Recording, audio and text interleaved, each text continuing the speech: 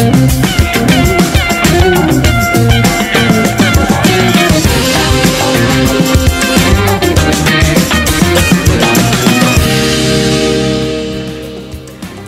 and good evening, I'm Melissa Idris. And I'm Sharad Kuttan. Welcome to Consider This, the show where we want you to consider and then reconsider what you know of the news of the day. We begin with a look at the Chini by-election. Nomination day for candidates is this Saturday, and today Barisan Nasional announced Pekan UMNO committee member Muhammad Sharimzin as their candidate for the by-election. Interestingly, Bersatu's Deputy Chief of the Pekan Division, Tengku Datuk Zainul Hisham Tengku Husin, has also announced his intention to contest. However, he will be an independent candidate and not contesting under Bersatu. So it looks like there's going to be a contest after all for the Chini seat on July 4th, when initially there was talk of no contest, right, Sharad? Yeah, indeed. In fact, I think several parties came out to say that because of the the existing public health crisis, that there should be no contest. So UMNO and Pakatan Nasional as a group, I guess, made that argument, contested the seat before, said it would not contest the seat. Then PKR and subsequently Pakatan as well said they would stay out of the contest because it didn't preclude the existence of independents coming into the mix. And it's a very interesting dynamic because now we have a contest potentially because it's still 2 days from nomination, Melissa, and it's not a done deal yet. He's just announced his intention. He's been warned by his party that to do so will risk him losing his membership.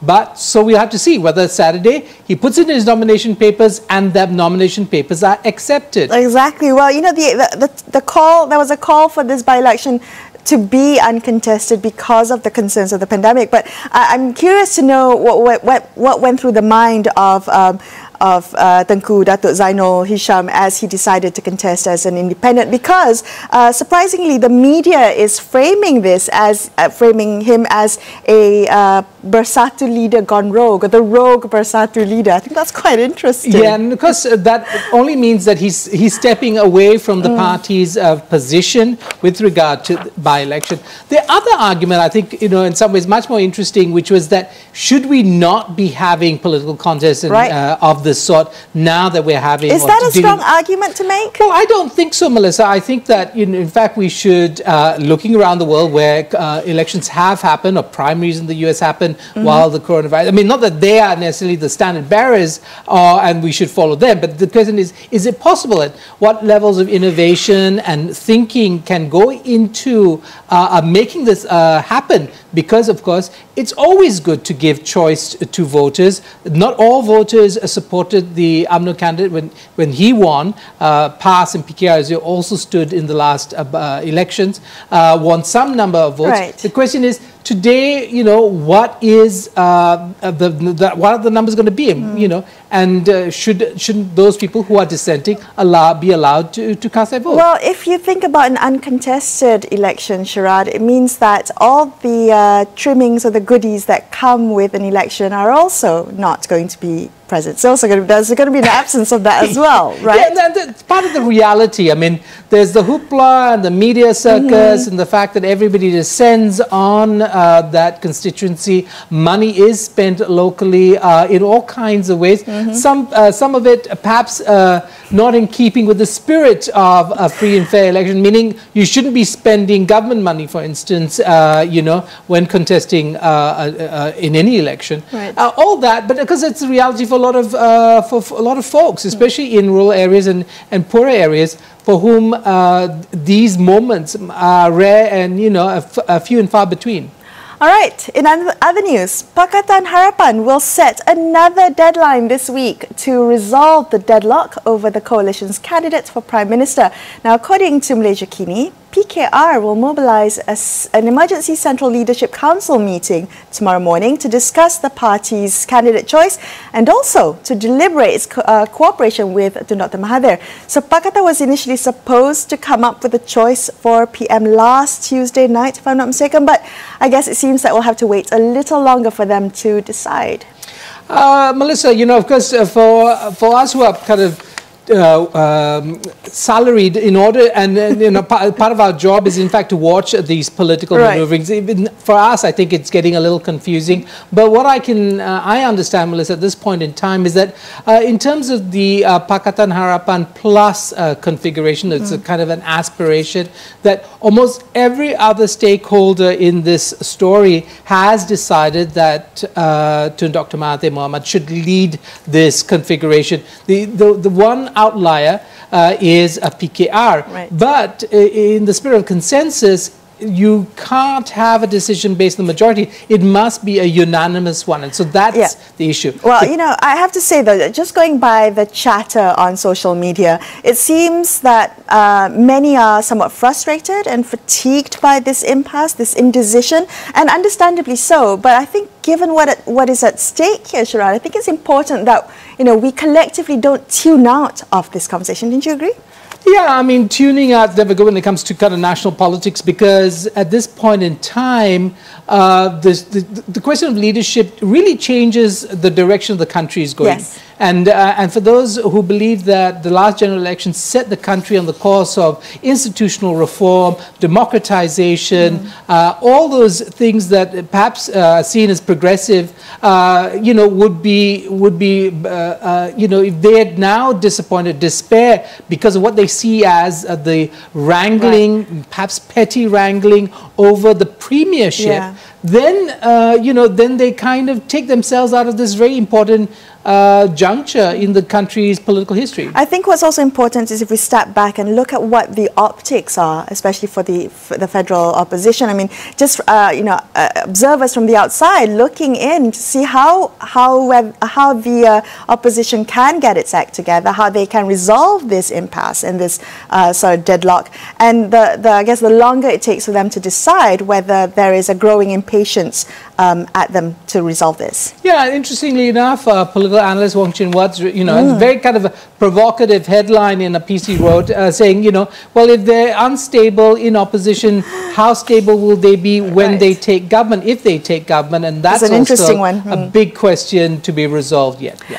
All right, we're going to take a quick break, but in just a few minutes, we're going to be looking at how a recent dispute involving hospital frontliners has focused attention on the B40 and the precarious nature of contract work. So stay tuned to consider this.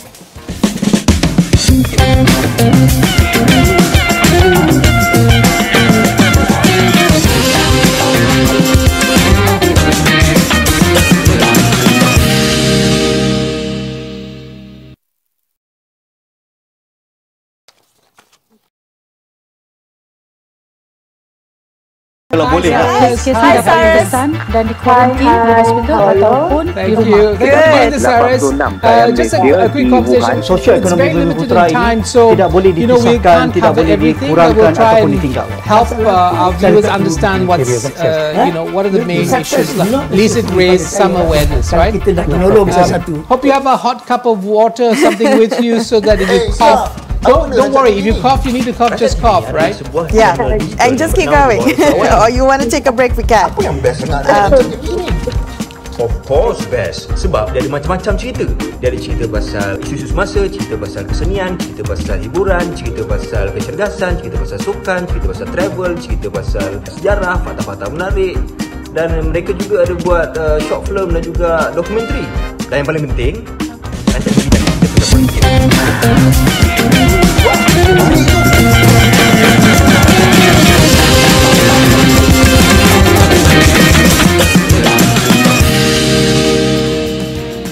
Hi, you're watching Consider This. I'm Melissa Idris, with me, Sharad Kuttan. Some weeks ago, a labour dispute made headlines when picketing activists were arrested for violating the MCO rules on public gatherings. Now, behind this event was a long-standing grouse about work conditions, as well as the treatment of unionists by UEM Magenta, a company that employs over 2,200 cleaning staff. Now, in reporting on this story, we reached out to UEM Magenta. However, they declined to come on the show and instead sent a statement that was previously released clarifying their side of the conflict. In essence, the statement reiterates the company's belief that they have provided better terms, including permanent employment and better wages compared to previous subcontractors. UEM Magenta also denied allegations of union busting or involvement in the arrests of the activists during the picket. That is UEM Magenta's statement on the matter. And now we hear from the other side of the story. Joining us on the show now, we have Sarasvati Muthu, Executive Secretary of the National Union of Workers in Hospital Support and Allied Services. Saras, good evening. Thank you so much for joining us on the show tonight. Now, you were one of the 5 activists that was arrested. Now, we won't get into all the kind of conflicting claims between the union you lead and UEM Magenta, but can we focus on the heart of the dispute, which is the work conditions in the sector? Help us understand, Saras, the conditions in which most hospital support staff work under. Yeah, thank you very much. So workers are cleaners who do the 3D job, the dirtiest, difficult and dangerous job. And this cleaning sector workers were the workers of the contract. They are the contract workers because the government gives concession to big GLC companies like UEM Magenta, and they subcontract out to another third party, and then they give them the low salary. The low salary, they can be working for more than 20 years. The salary is only 1,002, and the worker can be working today, and the person will get 1,002 also. And then all the benefits from 90s till now, more than 10 contractors have changed, subcontractors, and then these workers become new workers, and they lose all their benefits, and then they become bonded laborers. And these DLC companies, they should set an example rather than they do exploit the workers by not giving their benefits. These cleaners were former government workers. They were called IMRs. So they enjoy all the benefits, the leave, the annual leave they get, like they follow like the government hospitals, and then they get a loan from, and they get pay increment every year. They get pay increment, bonus. But once the contractors takes up this cleaning sector as workers, they lose everything. So. Saras, can I just stop you for a second there? Saras, I understand. So you're saying there's a history where they were much more secure, they had many more benefits. Now the benefits are limited and they've lost whatever accumulated benefits they had. But I want to ask you, so UEM Magenta says that in fact, that recently they brought about 2,200 workers under their umbrella from subcontractors and are in fact now giving them permanent work conditions and paying them EPF and so on and so forth. What do you make of these claims that say that in fact it's been good for workers by having them put under one umbrella? They were given EPF also all the while, And when Magenta took over, they were enjoying 15 days public holiday, but now they were given only 11 days. So what you got to say there? So the benefits were fringed. So what about the GLC? They being the GLC company, their CEO gets 8,000 ringgit salary per day. Okay, not even our Prime Minister don't get that amount of pay. So they say that they are permanent workers, but then the main contractor is Magenta Mediserve. They subcontract to UEMS. So what difference you got to see? In practical, they were treated, the benefits were taken off, no pay increment. Right. The wage they get now is the minimum wage. Right. They never give them more. On the note of pay and the kind of inequality in terms of the wages, I'm wondering whether there's, it's true that most of the workers in this sector are women, yes? Do you think that the conditions are partly due to the fact that women are generally discriminated against in employment? So this is basically the contract system is exploiting the workers.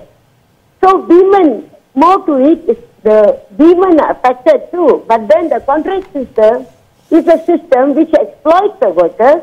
They take away their benefits and they make them as bonded laborers. And they have to live a decent life. So they need to have all this increment of salary, they must get the leave, and they must get a bonus and so on. And their job is 3D job.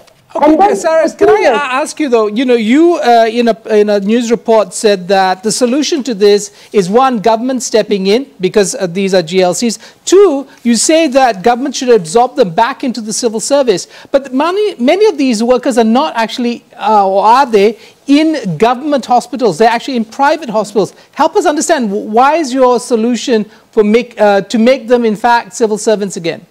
Or part of the government service? No, these workers are working in government hospitals. Daily, they are doing the cleaning job in the same hospital. The nature of job is same. And because of the contract system, they become as contract workers. But they are cleaning the hospitals. And the government should involve, because they are the workers of the government. They are cleaning the hospitals. During the pandemic COVID, like doctors and nurses, they were also frontliners who helped to bring down the COVID down. Right. So the government should look into it now, because they are the ones giving out contracts. Where they work in a hospital, this hospital is a government hospital, and they give out contracts with GLC companies, and all the benefits is deprived. So now we are asking the government, the Health Ministry, to step in and absorb all the workers, because they are the workers of the government hospital. Saras, thank you so much for speaking with us tonight. Now, we're going to take a little break, but we're going to come back and discuss the issue that Saras pointed out a little bit earlier about contract work and the shift from full-time positions into this more casualization trend in the Malaysian workforce. We'll come back and touch on that issue in just a couple of minutes. Stay tuned.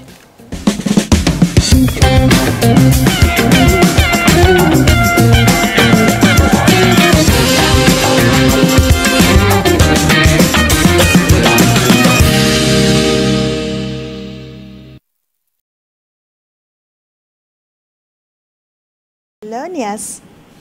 Hi. Hi. Boleh, thank you. Thank you so much for doing this. Hi, Nias. Hi. Hi, thank you for doing. Hi, I'm Melissa. I don't know if you can see me. Melissa, this is Sharad. I'm Sharad. I'm sure you can't see us. No, or I hear can't. us. No, I can't you can't see us, but we can see you. Okay. And as long as you can hear us clearly, that's all that matters. Okay. Yes.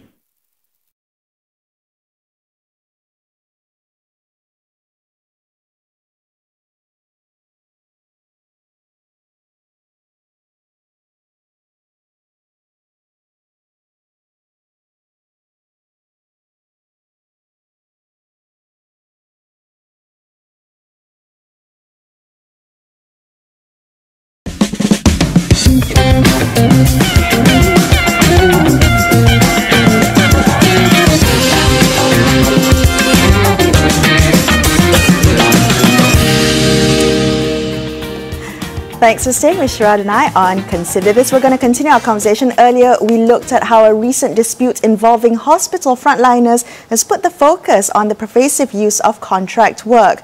Joining us on the line now, we have Nias Asadullah. He joins us to help us better understand workforce casualization, which is the shifting from full-time and permanent employment to casual and contract positions. Nias is a professor of economics at University Malaya and is the Southeast Asia lead for the Global Labour Organization. Good evening. Thank you so much for joining us on the show tonight, Nias. Has there been a trend towards increasing casualization in Malaysia's labour markets?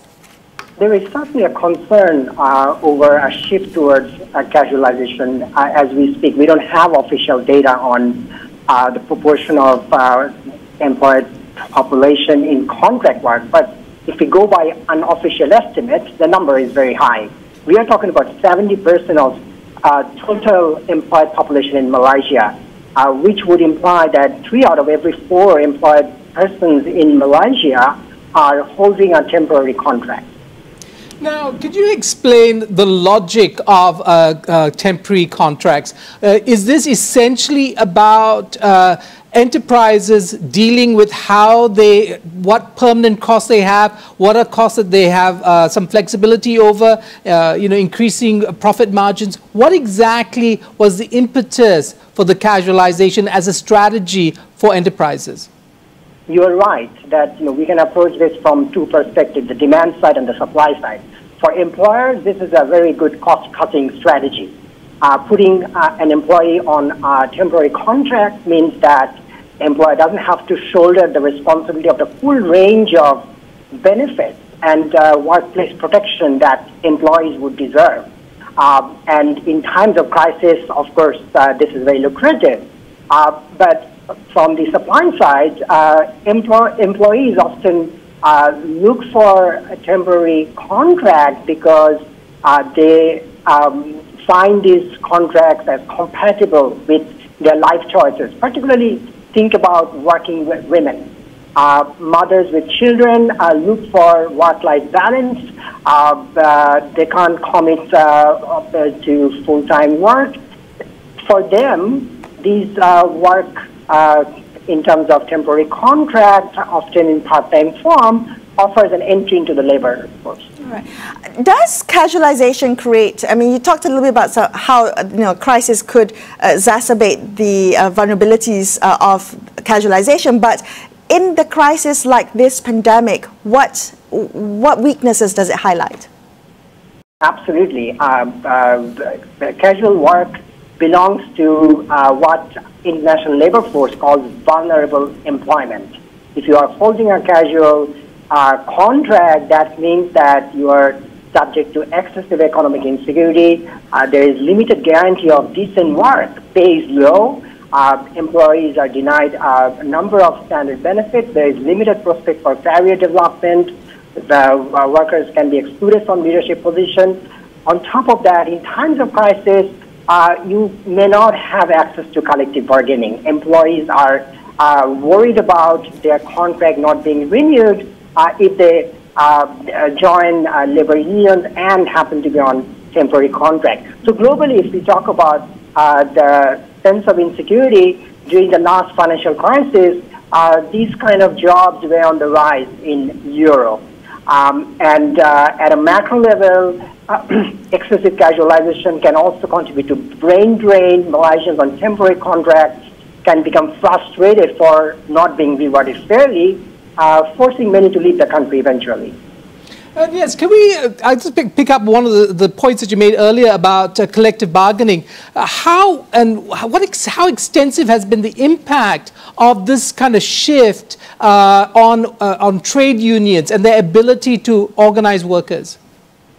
So, as I said, that holding a temporary contract already puts you in a vulnerable position, and for employees, therefore, joining a labor union can give some form of protection. But the very nature of these contracts are that it's a uneven decision-making process. That you have very little say over whether your contract would get renewed, whether and when you will get terminated and all that. So on one hand, therefore, access to collective bargaining can restore the power imbalance. On the other hand, employees worry that, well, in the next one, my contract may not get extended. So for Malaysia, so far as I'm concerned, because there is no official data on the number of people holding temporary contracts. For the same reason, we also don't have statistics on how many of them are part of the labor union. Yes, this is very interesting. The lack of data, doesn't it affect the ability for policymakers to respond to a crisis? If you don't know who and what is in what sector and their kind of position, how do you effectively create policies in order to either support them or to change things? Absolutely. This is one lesson we have learned from this current pandemic, that countries that have integrated a database on citizens are better able to provide them with compensatory schemes, bring them under social safety net provisions. Countries where there is dearth of data, policies can lead to exclusion. Vulnerable groups may be left unattended. And I hope this crisis, therefore, renews the ongoing debate on the necessity of a transparent and comprehensive, data regime for Malaysia to produce evidence-based policy planning. We've heard from several activists, particularly those championing for better working conditions for those within precarious work conditions, or the ones who are vulnerable. They say that one of the ways to remedy the vulnerabilities is to have government absorb these workers into the system. What do you think about that, Niaz? So could you elaborate on that a bit? Could that be seen as a remedy to some of the weaknesses or the vulnerabilities faced by those in casual workers or those in contract workers, and the precarious situations that some of them may be in? So the remedy as in public sector employment? To be absorbed into public sector employment, yes. Yes. Public sector employments tend to be more formal in nature, involving permanent contracts, so providing workers with a full range of benefits. But for Malaysia, these jobs are also not open to everyone. There are concerns of exclusion. Non-Bhumiputra population do not have fair and equal access to these jobs. So I think we need to acknowledge this limitation and look beyond. And regardless of whether it's public sector or private sector, one thing has to change. That is the emphasis on decent jobs, regardless of the nature of the contract, regardless of whether it's permanent or temporary, whether it's public sector or private sector. Malaysian employers and the government and the labor union all have to build a consensus that decent job that guarantees dignity is in the interest of both employers and employees. Right. And it is about time that the government brings up reforms, employers respond to bring about change, because in the past what has happened is for too long, employers have been using these contracts, again, as a way to retain their competitiveness. So that has to change. The mindset has to shift towards productivity-focused thinking, not one of low-cost regime where labor cost or low pay should be the source of competitiveness. Yes, I wonder if, this is really a big question, and perhaps some reason to bring you back on the show at another point, but a social democratic model, a corporatist model, and all the things that you seem to be invoking, can countries like Malaysia actually afford that? You know, the Scandinavian models, what people usually use as a kind of code for what we're talking about, a welfare state. Can a country like Malaysia, an economy like Malaysia, actually afford it? Well, why not? You know, this is a country that has graduated from a commodity exporter to manufacturing exporter, and now it is aspiring to be a high-income developed nation. So I don't see any reason why Malaysian employers and citizens should not look towards a country where decent and dignified jobs can be guaranteed for everyone. Because think about this, that a very large workforce where majority is on contract is one that effectively implies a workforce without dignity. That cannot be part of a vision of a developed nation. Right. And if you think of the vision of shared prosperity, it means that no one should be left behind. Everyone should be rewarded equally. Right. And again, you Yes. know, the point, yeah. Yeah, well, that's all the time we have, and definitely we want to have you back on so that we can continue this conversation. It definitely merits another show for this conversation. Thank you so much for speaking with us tonight, though. That's all the time we have for you on this episode of Consider This. I'm Melissa Idris. And I'm Sharad Kuttan, signing off the evening. Thank you so much for watching, and good night.